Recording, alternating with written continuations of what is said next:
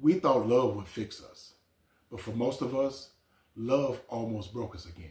So what do we do when that same thing that destroyed us starts feeling like healing?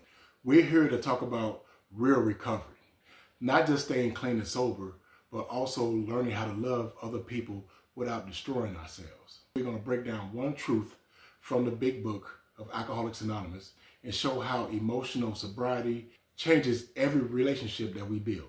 Early in recovery, we start feeling alive again. Somebody starts paying attention to us, flirting with us, and we start feeling good again.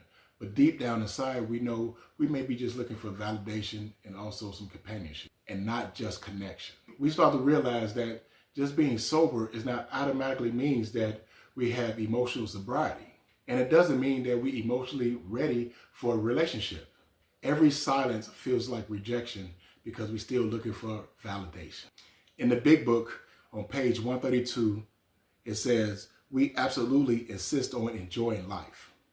Relationships should add to a full life, not fill an empty one. Emotional sobriety means showing a whole, not needing someone to validate us.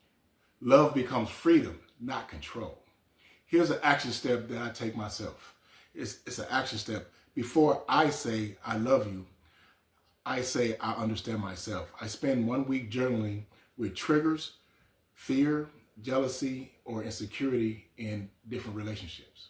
When we stop asking love to fix us, this is when we really start fixing ourselves and building love that lasts. If this message helps you, make sure you hit that subscribe, that like button. Also leave a comment and let me know what you struggle with in relationships too as well. Please share this with somebody that you care about, somebody that's in recovery, because it helps my page.